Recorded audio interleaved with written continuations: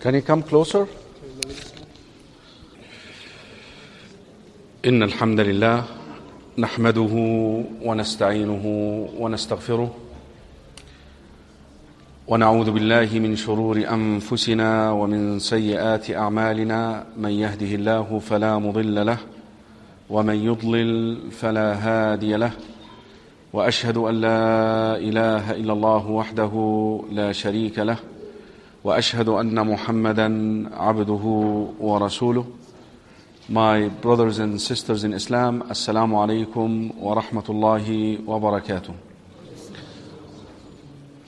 This is the first lecture of our new series, inshallah, which will take us some days to complete, and it will be weekly, every Wednesday after Maghrib, bi'idhnillahi ta'ala. And basically, the series is called Fiqh al-Usra, which I chose a name which is Love, Marriage and Divorce. But in reality, we're talking about the family.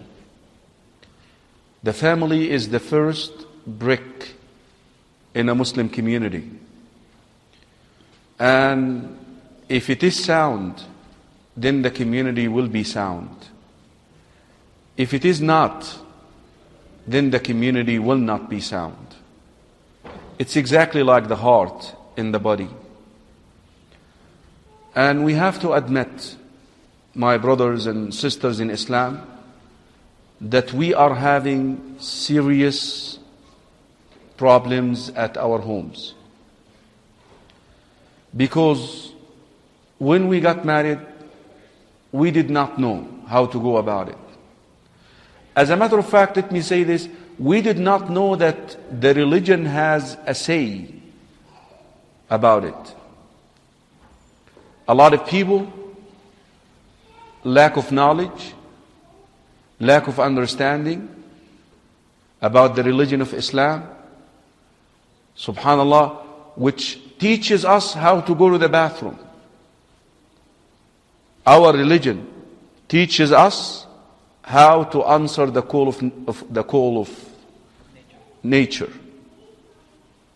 You think our religion then will ignore such an important thing in our everyday life? Absolutely not. If you check the Quran, you will find the Quran, once it comes to the Salah, for example, the Quran says, وَأَقِيمُوا الصَّلَاةِ, establish the Salah. Then the Sunnah came and explained how to pray. When it came to family issues, the Quran spoke about it in details. Marriage and divorce. We have a whole chapter, the second longest chapter in the Quran, called the women. It talks about marriage and divorce and how to go about it. We have a whole chapter called the divorce in the Quran. So our religion provided ways to form the family, provided ways to live as Muslims within that family. But because a lot of us are not aware of it, then we go ahead and adopt other ways. And this is the result of this. We have what we have. Families breaking apart. Divorce rate is high in the Muslim world. Every 6 minutes in the Muslim world, there is one divorce. In the Muslim world. We're approaching the same ratio of non-Muslims. We have a serious problem. And I'm telling you, for us to reform the Ummah and come back, we have to begin from there. Winning an election, having the House of Speakers is not the solution.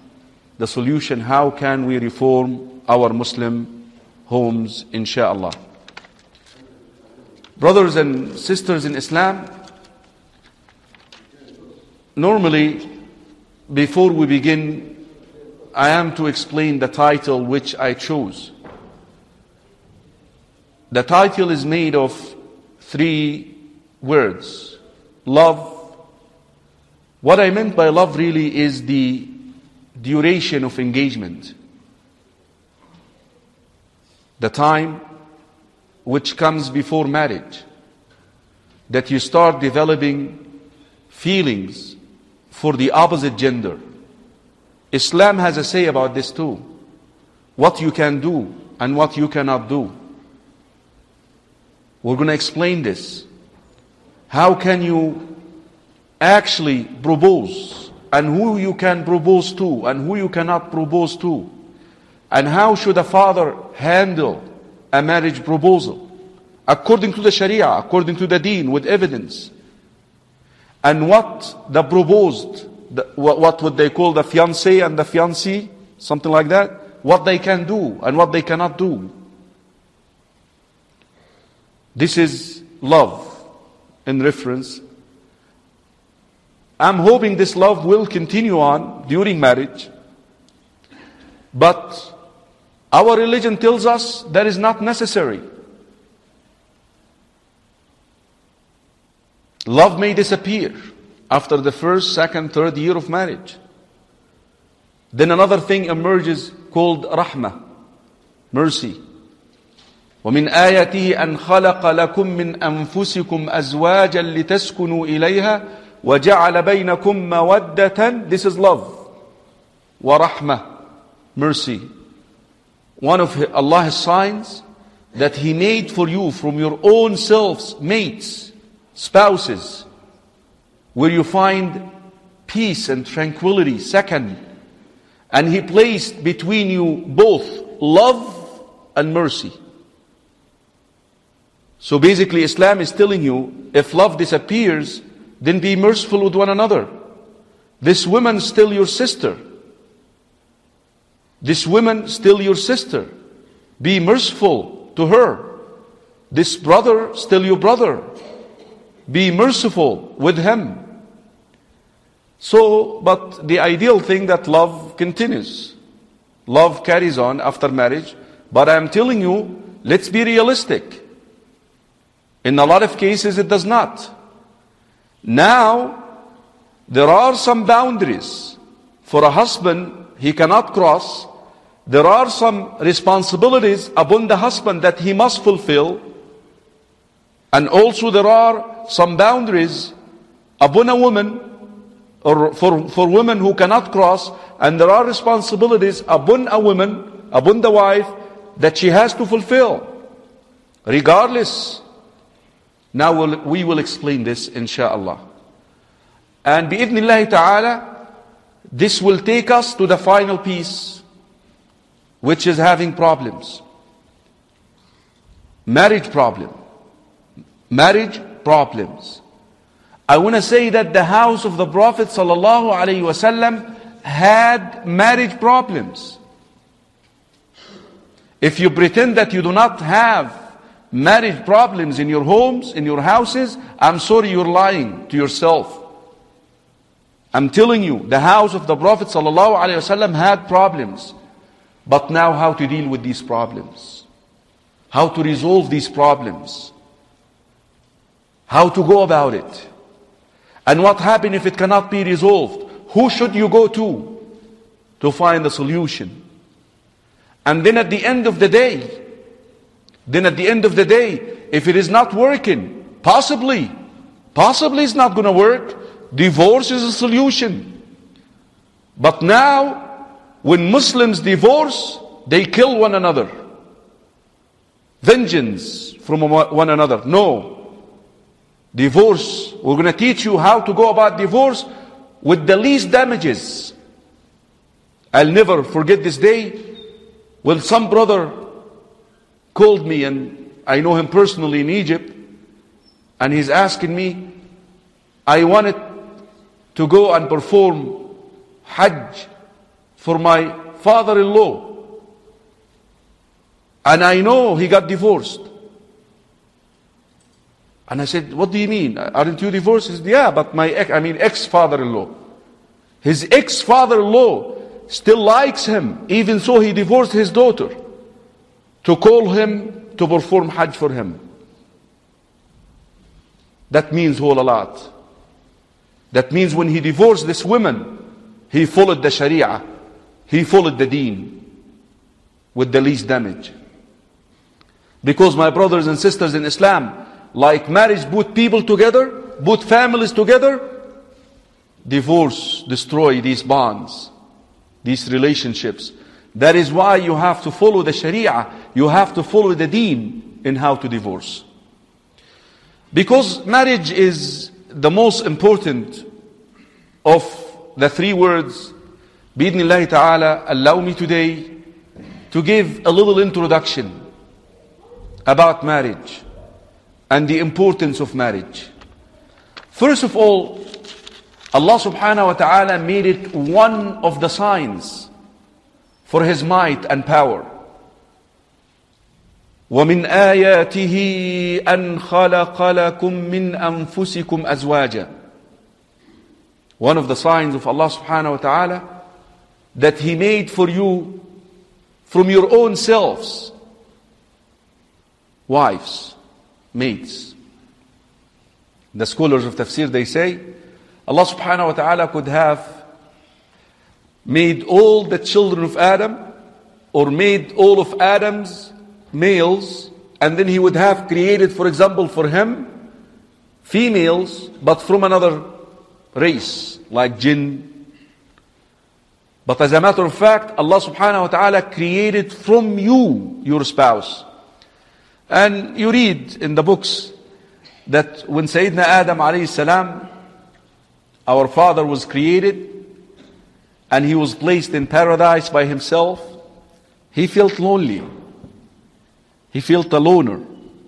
No one is around him. Then Allah subhanahu wa ta'ala created from him, from his rib, his wife, Eve, Hawa. And He placed between us mawaddah, love, and mercy. Marriage, brothers and sisters in Islam, is actually a bounty. A bounty. Allah subhanahu wa ta'ala labeled it to be a bounty from Allah subhanahu wa ta'ala. Allah subhanahu wa ta'ala says in Surah An-Nahl, وَاللَّهُ جَعَلَ لَكُم مِّنْ أَنفُسِكُمْ أَزْوَاجًا وَجَعَلَ لَكُم مِّنْ أَزْوَاجِكُمْ بَنِينَ وَحَفَدَةً وَرَزَقَكُم مِّنَ الطَّيِّبَاتِ. And Allah made for you from your own selves spouses, mates. And out of your mates, out of your wives, He given you children and grandchildren.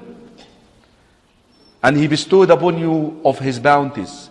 So marriage, as a matter of fact, is a bounty.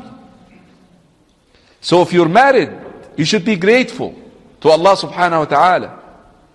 And if you're able to marry, you should be grateful to Allah subhanahu wa ta'ala and go and get married. Marriage, brothers and sisters in Islam, min akad sunan al-anbiya, the way of all the prophets, sallallahu alayhim jami'an. وَلَقَدْ أَرْسَلْنَا رُسُلًا مِّن قَبْلِكَ وَجَعَلْنَا لَهُمْ أَزْوَاجًا وَذُرِّيَّةً. O Muhammad, we have sent messengers before you, and we made for them wives. Wives. Wives. And I'm not going to say more than that. And offspring. Sayyidina Ibrahim had two, Sarah and Hajar, correct? Sayyidina Sulaiman had 100. One day he said, لَأَطُوفَنَّ اللَّيْلَ عَلَى 100 امرأة. والحديث في البخاري. أهو رواية الأخرى 70. Look at Ibn Hajar, he conciled the two. فمن آكد سنن الأنبياء, therefore our messenger sallallahu alayhi wasallam told us to get married. But before the messenger, we say Allah subhanahu wa ta'ala also commanded us to get married. Allah commanded you to get married. Allah subhanahu wa ta'ala says in the Quran, وَأَنْكِحُوا الْأَيَامَ مِنْكُمْ وَالصَّالِحِينَ مِنْ عِبَادِكُمْ وَإِمَائِكُمْ. Marry the ayama, those who are needing marriage and they are not very well off, and the righteous of your servants.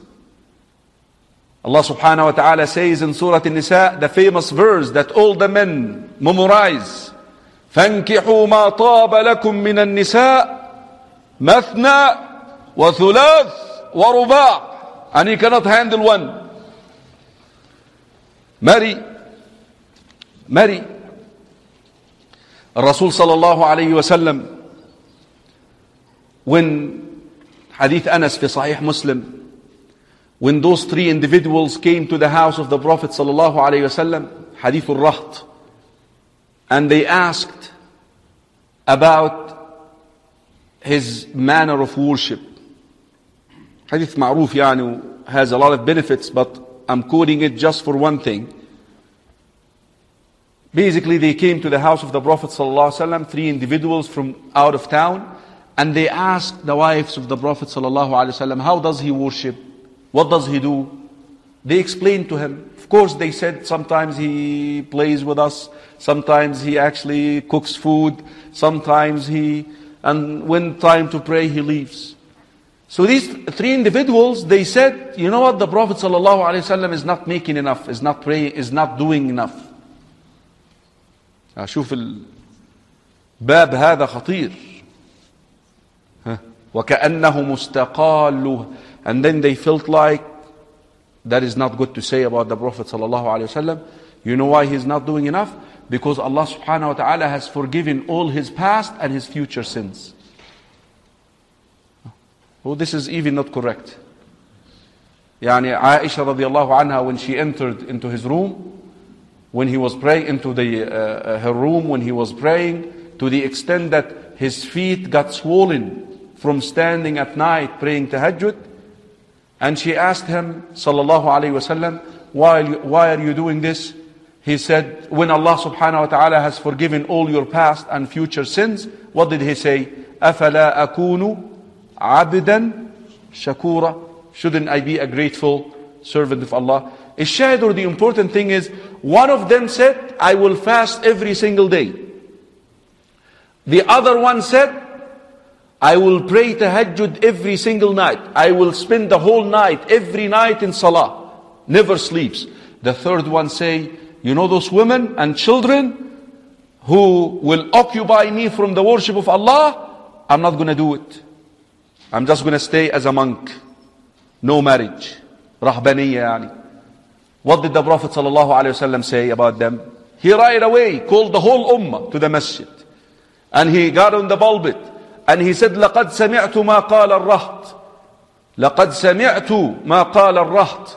I heard what these three individuals are saying. Wallahi, by Allah, إِنِّي لَأَعْلَمُكُمْ بِاللَّهِ. I am the most knowledgeable amongst you of Allah subhanahu wa ta'ala and his attributes and his names. وَأَشَدُّكُمْ لَهُ خَشْيَةً. And I am the most fearful of Allah amongst you. And I pray at night, and I sleep at night, and I fast, and I break fast, and I marry women. وَأَنْكِحُ النِّسَاءِ وَأَتَزَوَّجُ النِّسَاءِ. Rather, the Prophet ﷺ in another hadith, he says, حُبِّبَ إِلَيَّ مِن دُنْيَاكُمُ النِّسَاءِ وَالطِّيبِ وَجُعِلَتْ قُرَّةُ عَيْنِي فِي الصَّلَاةِ. The two things that I love most from your dunya is women and musk. And the apple of my eye, my comfort, I always find it in the salah. فهذه سنة الأنبياء.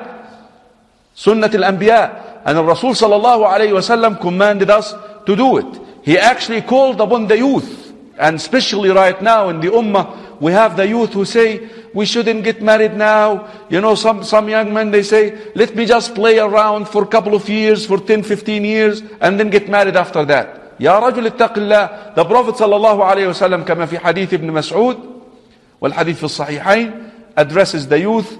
يا معشر الشباب, O youth, من استطاع منكم الباءة فليتزوج. If you're able to get married, get married. ومن لم يستطع, and if you're not able, فعليه بالصوم فإنه له وجاء. Then fast.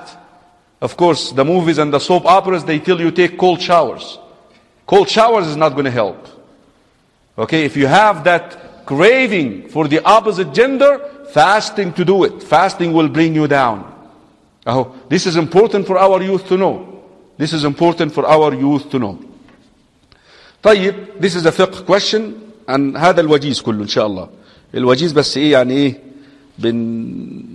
بندندن شوية حوله يعني. ما حكم النكاح? What is the ruling regarding marriage in Islam? When you ask that question, what is the ruling? What do we mean? You see, any command that we have in the Quran or in the Sunnah falls into 5 areas. Must do, meaning what? Wajib. You must do it means wajib. Recommended. What does it mean wajib? That you're sinful if you do not do it. That you must do it. You have no choice. Mandatory. Recommended, meaning you could do it. It's up to you. If you do it, you get rewarded. If you do not do it, you don't get punished. There is mubah. It's permissible between. And there is dislike to do it. And there is haram to do it. 5 areas.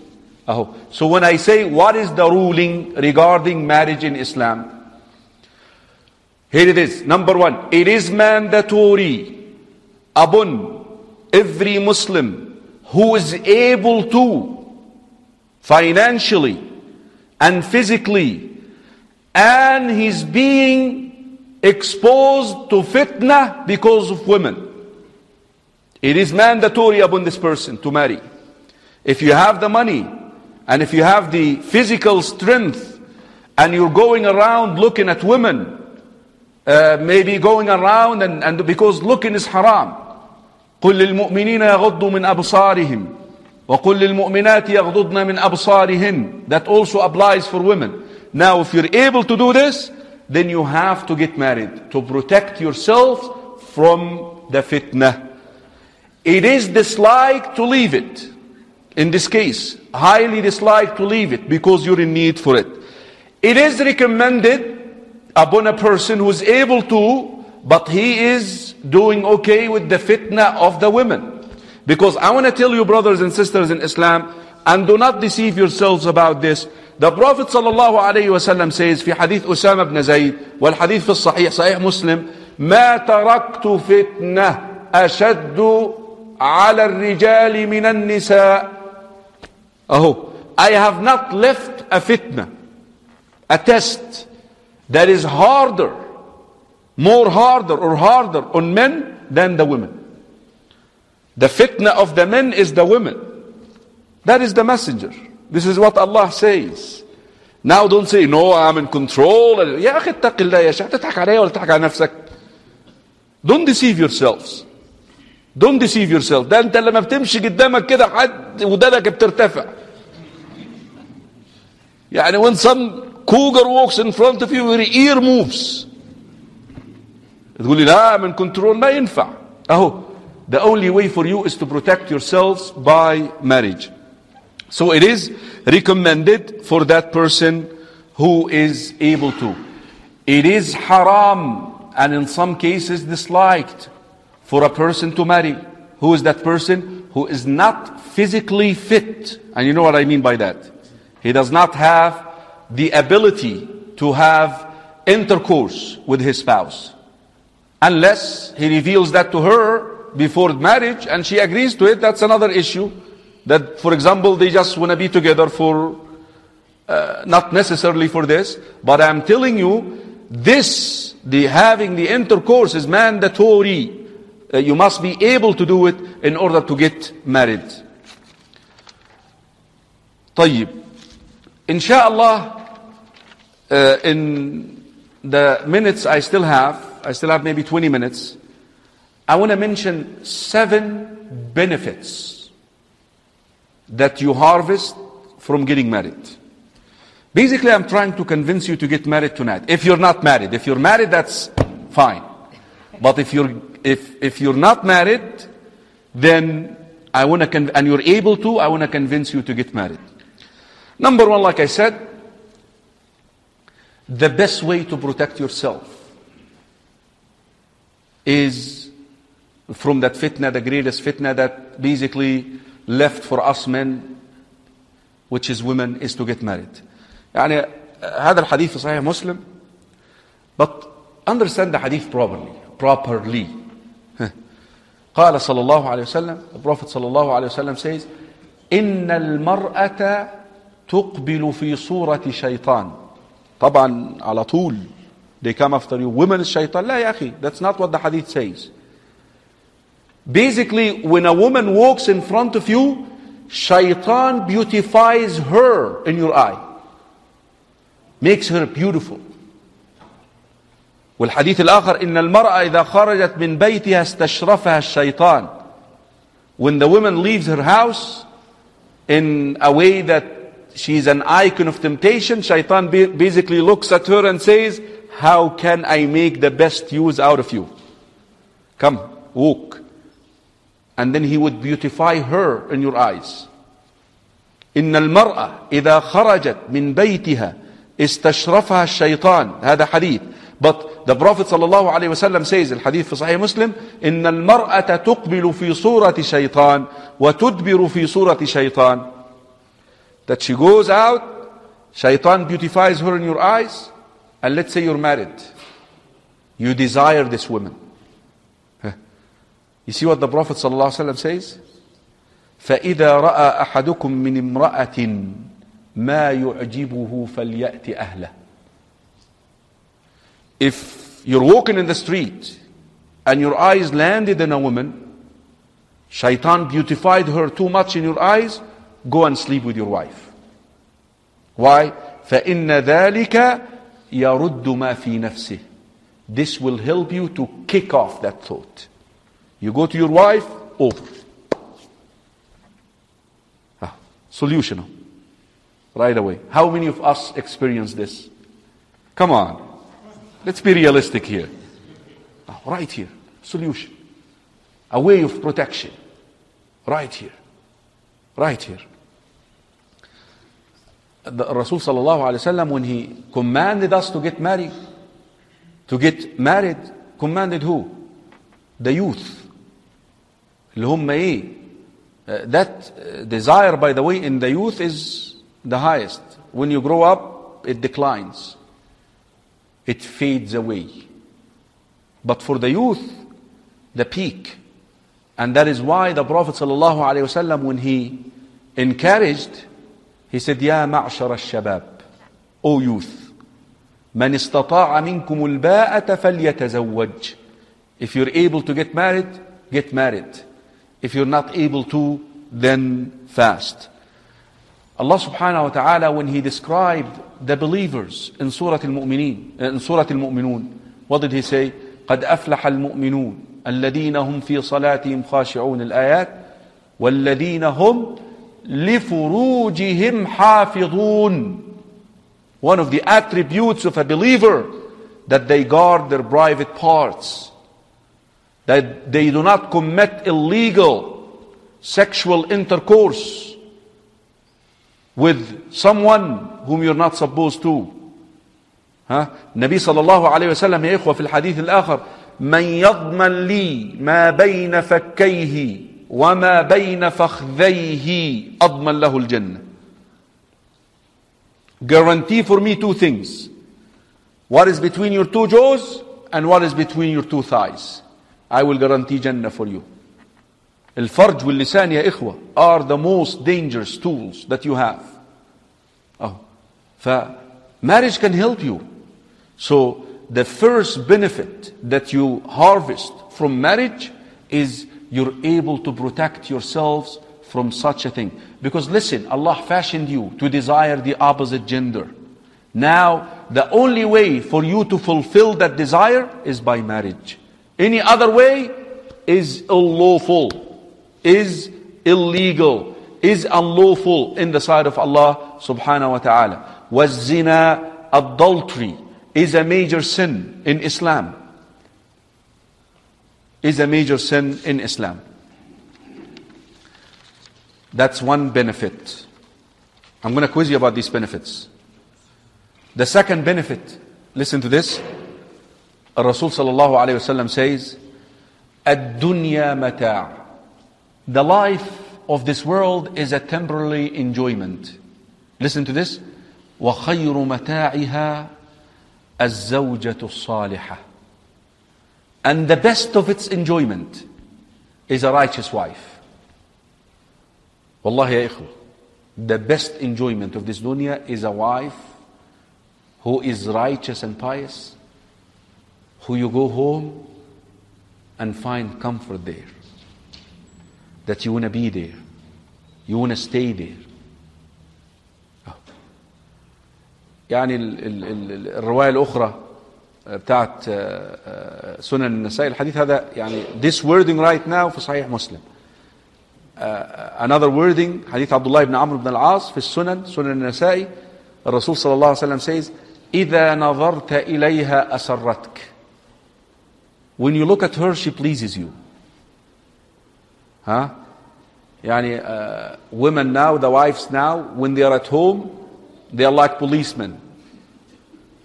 She's wearing always the kitchen clothes. And when she goes out, she puts the white and the black and the yellow on. For who?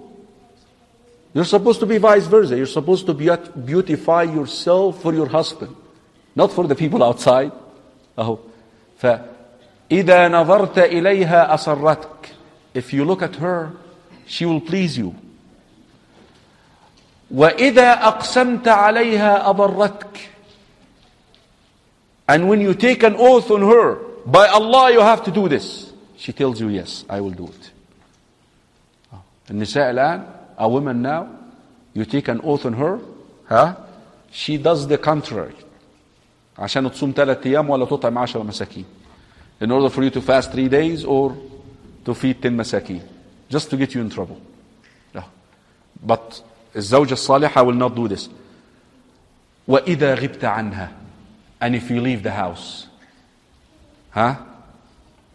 you don't even have a doubt that she will guard you in herself and in your money.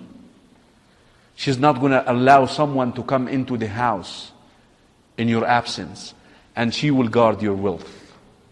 Isn't that what you want? Isn't that the type of partner who you want?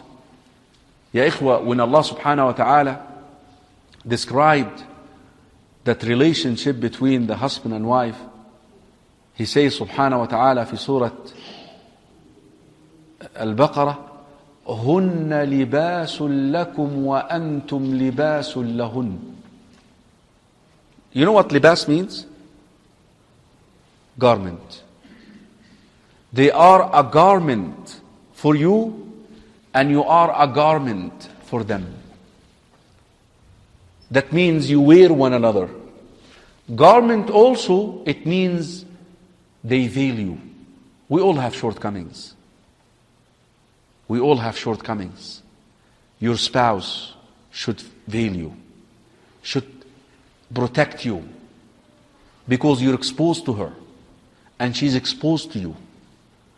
Now, we're like garments to one another. Also, the concept of garments, warmth. When you're cold, you find warmth in that relationship. We need this as human beings. You need to understand this. We need this. We need to be able to fulfill that sexual drive that we have. We need to have these feelings at home. So when we get out of the house, we're ready to help the ummah. You know the problem is now, our houses are not like that. That is why you come out of the house troubled, fighting with everybody. Because you're fighting at home. But if you find the second at home, the peace at home, the tranquility at home, the serenity at home, you will be able to go outside and fight. Not in the sense of fighting, but rather deal with the challenges which you're facing. But what is happening now to us, to a lot of us, that we're facing challenges at home. The home is turning into a battleground, and we go outside also a battleground. That is not, we're not feeling that peace. And inshallah, I want to stay positive and pessimistic, inshallah. Pessimistic or optimistic? Yeah, optimistic, inshallah. So the purpose or the intention behind that series is to make this happen, inshallah. طيب. Number 3, like I said, marriage brings families together. Subhanallah, someone from Palestine marries another person from Egypt. 2 families are coming together. Huge. 2 blocks are coming together. And subhanallah, Allah mentioned this in the Quran. وَهُوَ الَّذِي خَلَقَ مِنَ الْمَاءِ بَشَرًا فَجَعَلَهُ نَسَبًا وَصِهْرًا. And Allah subhanahu wa ta'ala created from the water a human being. And then He turned that human being into basically nasab, relationships. وَصِهْرًا. Subhanallah, you end up marrying a woman, and then you end up having the whole family. That's my brother-in-law. And you probably don't know the family. You just got to know the women. But that is your brother-in-law. That is your father-in-law. That is your mother-in-law. And the uncle. So that's one of the bounties of marriage. القصة المعروفة بين المصطلق. The Prophet ﷺ, when he went to Bani al-Mustaliq, a tribe in the Arabia, and he basically captured the majority of the people there to be prisoners of war. Technically, they turned into slaves. Bani al-Harith. Look at this now. Then the Prophet ﷺ married Juwayriyah. Juwayriyah is one of the wives of the Prophet ﷺ, al-Mu'mineen. Juwayriyah bintul Harith. So basically all the almost 2,000 of her tribesmen, they are related to her. Now when the companions learned that the Prophet ﷺ married Juwayriyah, they said, shame on us to hold family members of the wife of the Prophet ﷺ as captives. Freed them. All of them were freed because of Juwayriyah bintul Harith. Why? Because they are related to who? To the wife of the Prophet ﷺ. So this is another bounty that we get out of marriage. Ya ikhwa, Rasul sallallahu alayhi wa sallam, هذا اللفظ, this statement is normally said in the tongue of people. الزواج نصف الدين. Getting married is half of the religion. And that really comes from a hadith. الحديث في معجم الطبراني بسند حسن, حديث أنس بن مالك رضي الله عنه. The Prophet sallallahu alayhi wa sallam says, من تزوج فقد استكمل نصف دينه. Whoever gets married, he has completed half of his deen. What does that mean? What does it mean? That he's protecting himself. That he is not going to commit a lot of haram. He is guarding half of his deen. فَلْيَتَّقِ اللَّهَ فِي النِّصْفِ الْآخَرِ.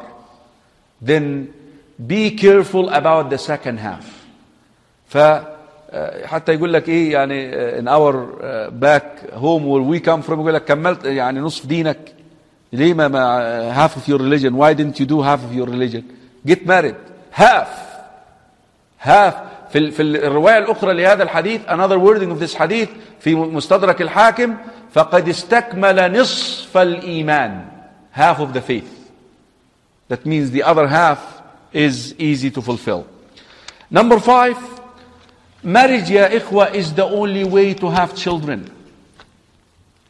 Children who come out of wedlock are weak, not accepted in the society. Ibn Zina, يعني في رأي, يعني there is, and actually this is the view of the majority of the jurists, that if you have a child out of wedlock, it's not to be related, is not to be named after you. يعني هذا رأي الجمهور. وإن كان رأي يعني the view of the minority is more يعني accepted ويعني واعتمده شيخ الإسلام, but the view of the majority of the jurists, they say that if you have a child out of wedlock, is not to be named after you, because it's a son of adultery. And subhanallah, how many children now in this time where we live, they come out of wedlock as a result of illegal, unlawful relationship between a man and a woman. For the only way for you to have a child who will not be harassed in the society, who will not be harmed in the community, is by getting married. Getting married. And having children, ya ikhwa, should be your goal. They tell you the problem with a lot of the Muslim right now, that if you ask them, why do you get married? Why do you want to marry? They gonna stutter. They are not gonna answer you right away. Umar ibn Khattab radiyallahu anh says what? Wallahi inni la arghabu fi nikah. By Allah, I do not desire having intercourse with my spouse. Look at Umar. ولكني أكره نفسي على النكاح حتى يخرج من ظهري نسمة تسبح الله. But I force myself to it with the intention of having offspring who will say, La ilaha illallah Muhammadur Rasulullah. Children, ya ikhwah. You see, when you produce children and you bring them up as Muslims, you are bettering the future of the ummah. And this is not only Umar ibn Khattab radiallahu anhu. Sayyidina Sulaiman, the hadith that I quoted earlier. What did he say? Hadith al-Bukhari. Wallahi, by Allah, لَأَطُوفَنَّ اللَّيْلَ. Tonight, I will go around all of my wives, 100 of them. Why? In order to have children who will serve the cause of Allah. Sayyidina Sulaiman. وَلَمْ يَسْتَثْنِي. He did not say inshallah. That is why it did not work. He got a fetus. Because Nabi Sallallahu Alaihi Wasallam says that, وَلَمْ يَسْتَثْنِي. Would he have said inshallah, he would have got the 100 children. But he did not say inshallah. That is why he got a fetus. The intention is to have children. I want to tell you something. The best investment, the best investment that you can make is to have righteous children. نعم الأذان يلا.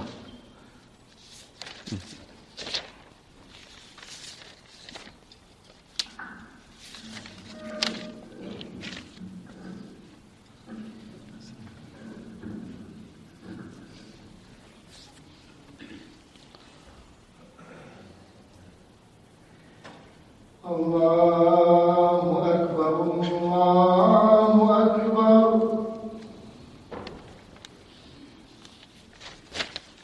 الله أكبر الله أكبر أشهد أن لا إله إلا الله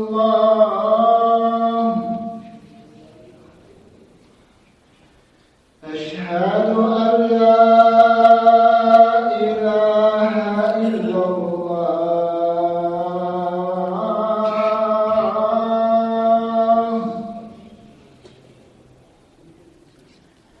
أشهد أن محمدًا رسول الله أشهد أن محمدًا رسول الله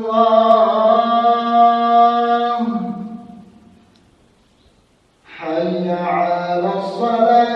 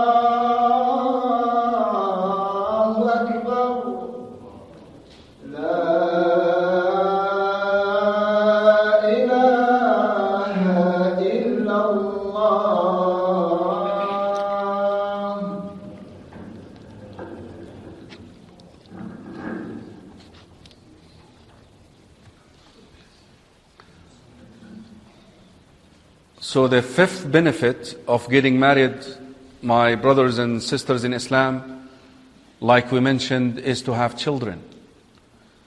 Rasul sallallahu alayhi wasallam actually told us to choose the woman who can give you children. He says, تزوجوا الودود الولود. Marry the women who are loving and childbearing, who can give you children. It tells you also that when you have children, it will lead to love. Sometimes that bond between you and your spouse develops actually after having children, after seeing the produce, after seeing the harvest of that relationship. That you see that child is a result of that relationship, lawful relationship between you and this woman. Children, brothers and sisters in Islam, is the best investment. I'm telling you, if you want to make an investment with Allah, invest in your children. Invest in your children. When you teach your children how to pray, you get rewarded. When you teach them the Quran, you get rewarded. A child who memorizes the Quran will place crown made out of light on the heads of the parents in the day of resurrection. Even when your child dies and you're patient. Hadith fil Bukhari, the Prophet sallallahu alaihi wasallam says that when Allah subhanahu wa ta'ala takes the soul of a child of a believer, then Allah subhanahu wa ta'ala will ask the angels, and Allah subhanahu wa ta'ala knows best, I have taken the soul of the son of so and so. What is he saying? What is he saying? Allah subhanahu wa ta'ala knows. But the angels will report and say to Allah subhanahu wa ta'ala, Ya Rabb, he's saying Alhamdulillah. He's praising you. He's praising you, O Allah, for taking his son. Because that is qadr. There is nothing he can do about it. Nothing he can do about it.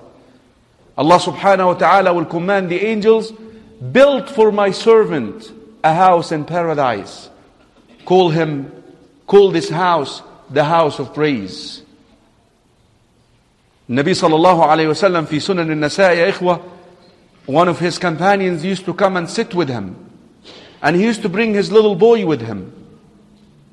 And he used to love. He used to hug him and touch him, and you can see the love between a father and his son. Later on, the Prophet ﷺ noticed that this companion does not come anymore. So he asked, where is he? They said, O Messenger of Allah, his son died.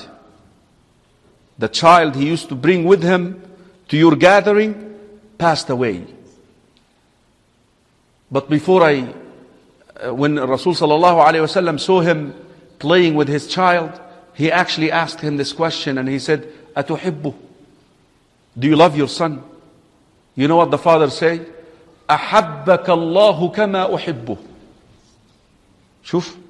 May Allah love you as much as I love my child. And then Allah subhanahu wa ta'ala takes the son away from him. So later on, Rasul sallallahu alayhi wa sallam called upon him to come back to the gathering. And then Rasul sallallahu alayhi wa sallam tells this father, would you like your child to open the gate of Jannah for you? Then be patient. فحتى سبحان الله في موت الأبناء منفعة. If you're patient. ذاك عندك سفيان الثوري, one of the imams, he actually, the thought occurred to him. He had one of his, the only son actually who has. Yani he read this hadith about the virtue of having your son dies and you're patient. So his son is walking in front of him and he says, يا بني ألا تموت فأحتسبك فأدخل الجنة. شوف هو الهدف بتاعه الجنة. He wants to go to Jannah. Subhanallah, his son died. Oh, Abu Abdullah, I believe, if I'm not mistaken. His son passed away. You know, they ask him, how are you feeling? He said, by Allah, أبول دما من الحزن. I'm urinating blood because of my grief over my son. No.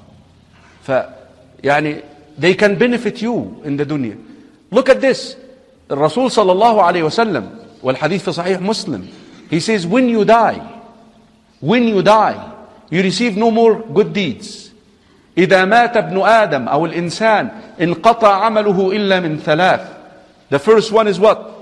ولد صالح يدعو له, righteous offspring who will invoke the mercy of Allah upon you. So how are you going to get children? What is the way to have children?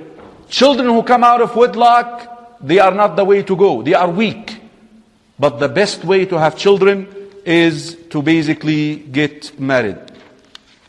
Brothers and sisters in Islam, marriage is a way to earn a lot of hasanat, to earn a lot of good deeds. في صحيح مسلم حديث أبي ذر الغفاري رضي الله عنه, the poor of the Muslims came to the Prophet sallallahu alaihi wasallam and they said to him, Ya Rasulullah, O Messenger of Allah, ذهب أهل الدثور بالأجور. The wealthy and rich people got all the reward. They pray like we pray, they fast like we fast, but they are rich. They give sadaqah, so they get rewarded more. Rasul sallallahu alayhi wasallam told the poor of the Muslims, every time you say Subhanallah, you get a sadaqah. Alhamdulillah, you get a hasana. You get a hasana. Alhamdulillah, you get a hasana. Allahu Akbar, you get a hasana. You enjoy good, forbid evil, you get a hasana. Here it is. وَفِي بُضْعِ أَحَدِكُمْ صَدَقَةٌ حَسَنَةٌ. And if you sleep with your spouse, if you go and make intercourse with your wife, you get a hasana. Ya Rasulullah, O Messenger of Allah, ayati ahaduna shahwata. One of us will come and fulfill his desire and he still get a good deed because of it. What happens if he places it in haram? Wouldn't he get a sin? Yes, hakada. Even when you sleep with your wife with the intention that you want her to be protected, because the wife also needs that. Women also have that sexual desire. Now, the only way for her to fulfill this is through you. So if you have that intention before sleeping with your spouse, you get a hasana. Brothers and sisters in Islam, Rasul sallallahu alayhi wa sallam wal hadith muttafaq alayhi, إنك لا تنفق نفقة تبتغي بها وجه الله إلا أجرت عليها حتى ما تجعل في امرأتك. There is no nafaqa, any spending that you make, any amount of money. When you go shopping to the store, when you go to the store shopping, you're frustrated, aren't you? Because you're going to end up spending $100, $200, huh? Right? Have your intention that you want to feed your spouse for the sake of Allah. This is the sadaqah. Oh. حتى ما تجعل في امرأتك. What you feed your spouse, what you feed your wife, what you feed your children. Even if you die protecting your family. If someone comes and attacks you in your home and you stand for that person to protect your family and protect your wealth, you're a shaheed. الحديث في سنن أبي داود من مات دون أهله وماله فهو شهيد. Whoever dies protecting his family and his wealth, he is a martyr in the sight of Allah. Number 7 and the last, subhanallah, a lot of us think that when we go get married, it's going to be difficult. We're not going to have money. We're not going to have means. As a matter of fact, and listen to this hadith. الحديث في سنن الإمام الترمذي والحاكم وأحمد سنده حسن. ثلاثة حق على الله عونهم. 3 types of people. They are entitled to the help of Allah. حق. حق here يعني إيه? Allah promises that He will help them. One of them, المجاهد في سبيل الله. Someone who goes out in the cause of Allah subhanahu wa ta'ala.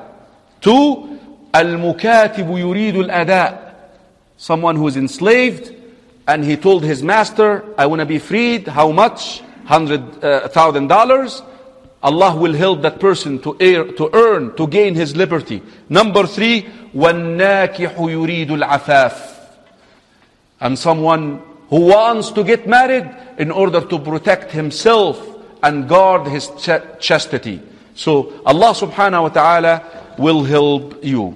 Brothers and sisters in Islam, in conclusion, Jazakumullahu khairan. This is like the first lecture of the series, Love, Marriage and Divorce, like I said. But I want to close by saying, and listen carefully to this. Allah subhanahu wa ta'ala called the marriage contract in the Quran, or described it to be ميثاقا غليظا, a firm and a strong covenant. When you go and marry a woman, that covenant in the sight of Allah is strong, very strong and very firm. As a matter of fact, the only other covenant, the only other contract, covenant means a contract, the only other contract which Allah subhanahu wa ta'ala given it that description, you know what contract? The contract which Allah subhanahu wa ta'ala has with the prophets and the messengers to convey the message. وَإِذْ أَخَذْنَا مِنَ النَّبِيِّينَ مِيثَاقَهُمْ وَمِنْكَ وَمِنْ نُوحٍ وَإِبْرَاهِيمَ وَعِيسَى بْنِ مَرْيَمَ وإبراهيم وموسى وعيسى بن مريم وأخذنا منهم ميثاقا غليظا. So be careful. You need to learn how to fulfill the conditions of this contract. You need to learn how to fulfill it, because in the day of resurrection, if you're falling short regarding your duties and your responsibilities regarding the marriage contract, you're going to be questioned and you're going to be asked about it in the day of resurrection. Insha'Allah, the next lecture, we're going to begin talking about the first part of the series, which is the marriage proposal. Who can you propose to? The etiquettes of proposal. The guardian of the woman, how he should respond. What the marriage proposal allows the fiancé and the fiancée to do, basically. And who you cannot propose to. So don't miss the next lecture, inshallah. We're going to talk about al-khitbah, proposing to marry in Islam. Till then, assalamu alaikum wa rahmatullahi wa barakatuh.